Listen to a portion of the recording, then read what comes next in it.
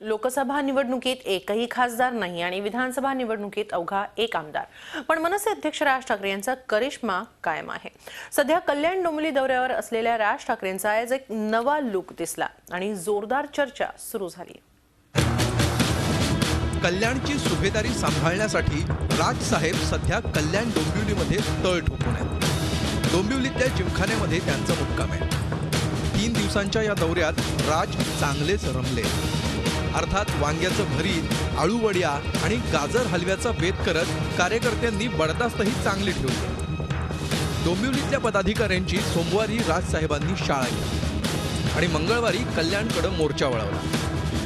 अंगारकीनिमित्त डोंबिवलीतल्या फडके रोडवरच्या गणपतीचं दर्शन घेऊन ते कल्याणला रवाना झाले। आयुक्तांची भेट घेण्याची परंपरा याही वेळी त्यांनी कायम राखली।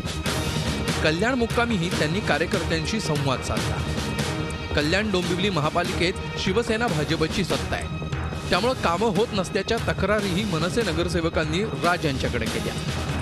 आता महत्त्वाचं म्हणजे बुधवारी होणाऱ्या पदाधिकाऱ्यांच्या मेळाव्यात राज इंजेक्शनही देणार आहेत। हा सगळा झाला राज ठाकरे यांच्या राजकीय दौऱ्याचा भाग, पण या दौऱ्याचं खरं आकर्षण ठरला तो राज यांचा नवा लुक।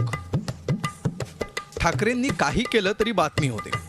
बाळासाहेबांच्या बाबतीतही तेच झालं आणि आता राज ठाकरेंच्याही बाबतीत तेच होतंय। राज डोंबिवलीत रात्री पाय मोकळे करताना या नव्या अवतारात दिसले।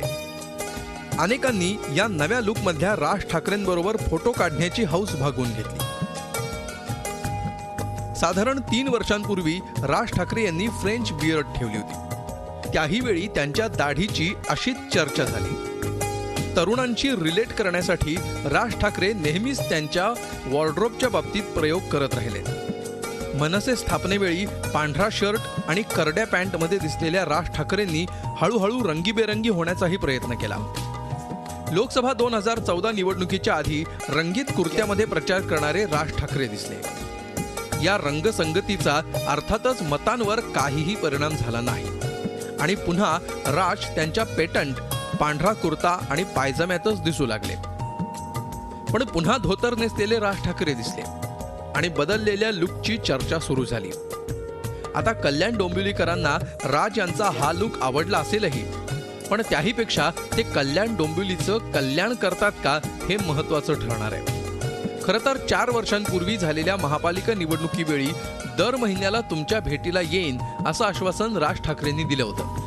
त्या आश्वासनाचं काय झालं हे वेगळं सांगायला नको। 4 वर्षात मनसेकडून विरोधी पक्षनेतेपदही गेलंय आणि मनसे नगरसेवकांच्या कामाच्या नावानं बोंब आहे। आता पुढच्या वर्षी होणारी कल्याण डोंबिवली महापालिका निवडणूक मनसेसाठी अस्तित्वाची लढाई ठरणार आहे। लुक बदलल्यानं फक्त चर्चा होईल, पण मतांसाठी नुसतीच चर्चा होऊन चालत नाही, तर काहीतरी करूनही दाखवावं लागतं हे राज यांना एव्हाना समजलं असेल।